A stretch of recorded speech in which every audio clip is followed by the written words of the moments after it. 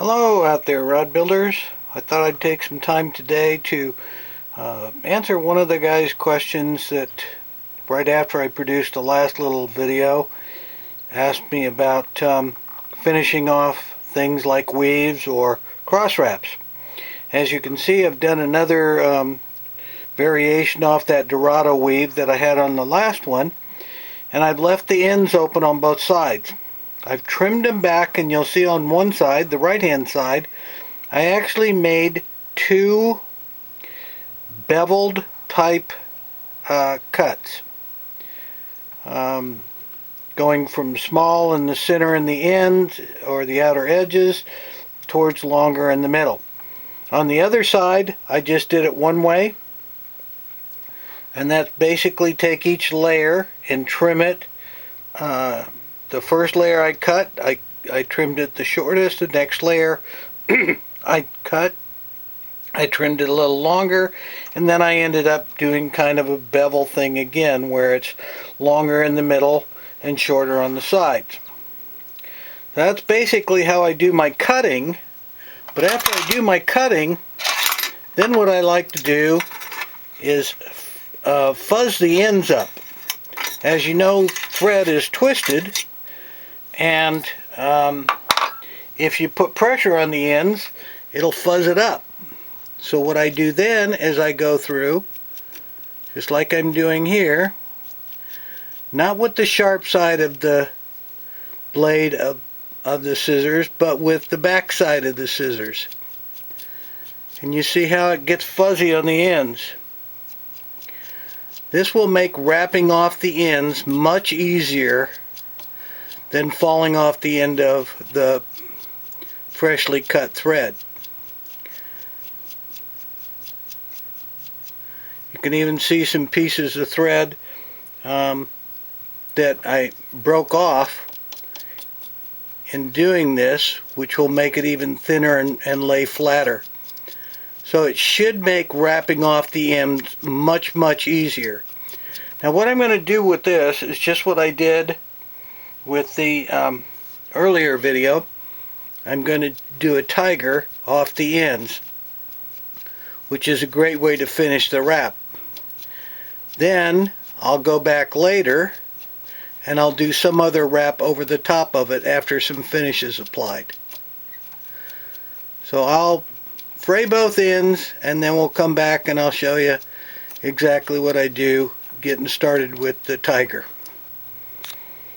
Okay, now I've fuzzed the ends and I'm ready to wrap over the ends of it. I'll do it the same way I was doing the tiger I did before.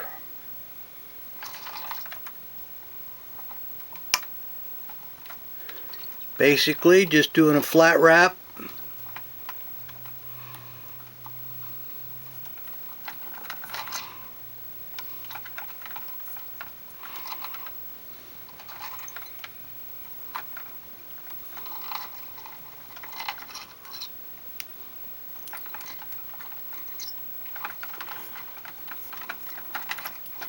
And I'll probably do about, well, I just did, I think, 5 turns. And I'll put a loop in.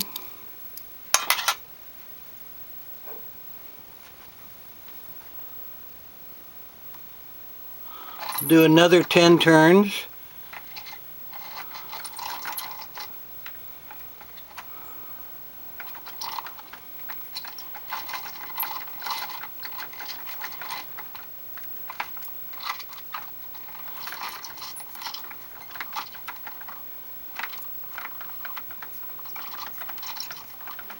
Hard to do this because I got a camera right in front of me and it's keeping me from really seeing it good. Now that I've got the loop in, I'm ready to add in the 3 red threads that I'm going to try on this tiger. This is going to be a little bit different tiger. I have no idea how it's going to turn out. But it's not the tiger part that I wanted to show anyway. It's how to wrap over the ends. The other tiger that I did on the previous video I'll show that after I've gotten off the ends of this thread and show you what it looks like. So I'm going to add the 3 red threads in now and then get back to you as soon as I get it positioned. Okay, as you can see, I hope you can see, I've got a few wraps going here now that I've added in the 3 threads.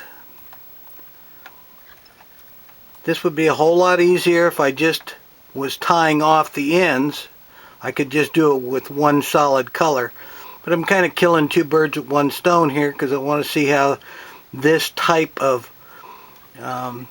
tiger wrap will work out. What I'm going to be doing with this one is I have 3 red threads and 1 black thread.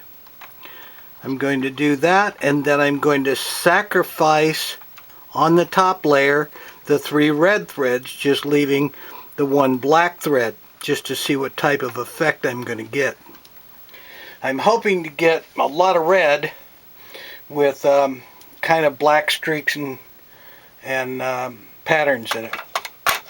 So what I'm going to do now is just keep wrapping off the ends, and once I get off the end, I'm going to burnish it. Like I said, if this was one solid color, I'd already be off the ends and we'd be on our way.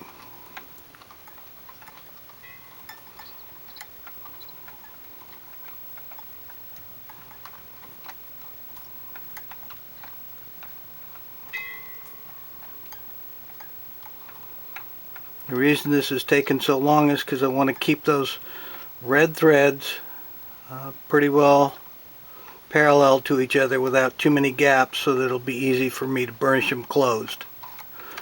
As you probably remember from the first video, that's what I like to do on my under wraps, is burnish everything really closed and then open it up after I'm done going all the way across the rod in my final burnishing to try to get my patterns. So far it's been a system that works fine for me, but there's always different ways to do it. Okay, now I'm off the thread and I'll burnish to close everything up.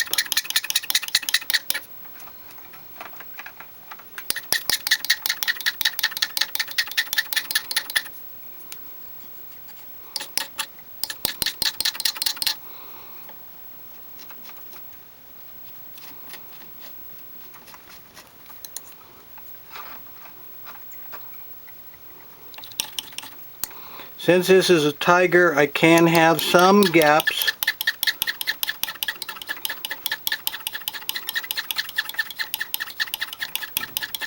But you can see it's closing up pretty nicely there.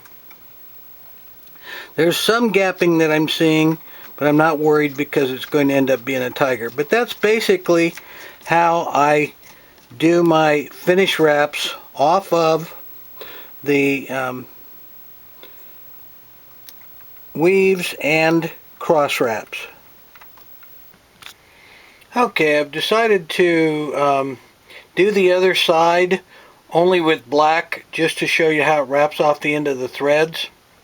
I didn't want anybody getting confused with the other, the right side, because I was doing a tiger.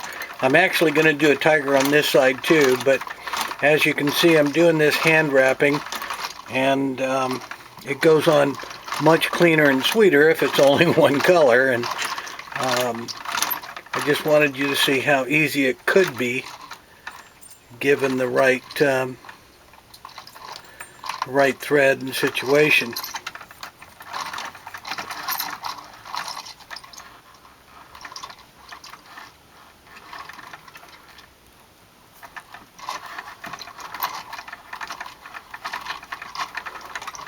I always like to make my fuzzy ends to my weaves and my cross wraps as long as I can, because it makes a really nice, long, gradual transition from the bulky thread down to the rest of the wrap. Of course, I usually, when I do something like this, my next wrap will be, more like another flat wrap to dress it up.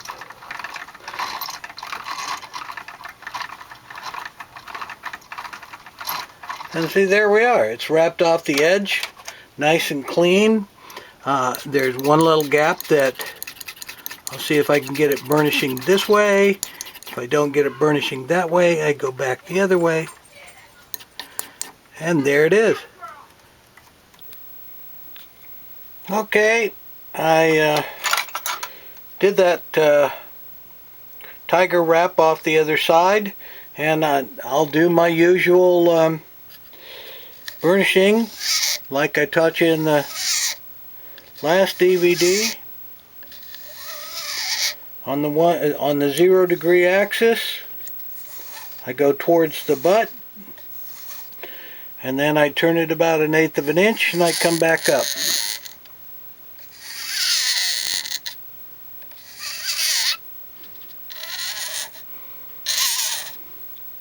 Then I turn it about 1/8 of an inch the other side, back up.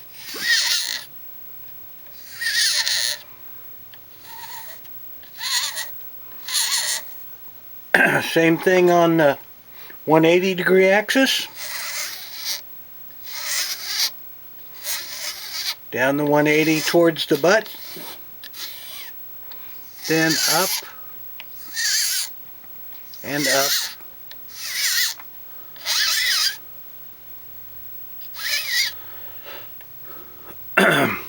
Towards the butt and up.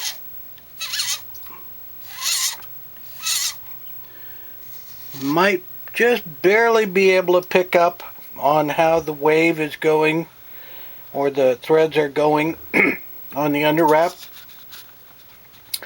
And now it's color preserver time and finish. I got to use color preserver because in the weave I use some raw thread.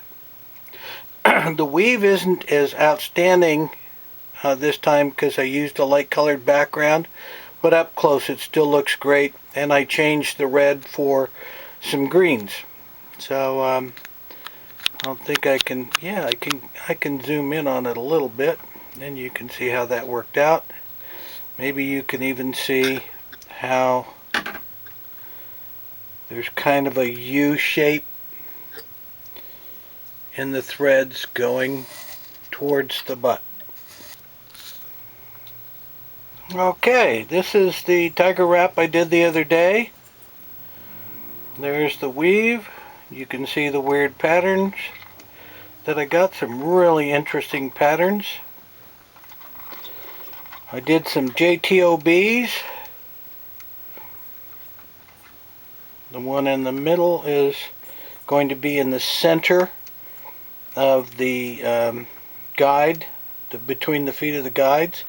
There's that portion that I told you about that looks a little bit like a tiger. See if I can zoom in on the prettier of the two JTOBs.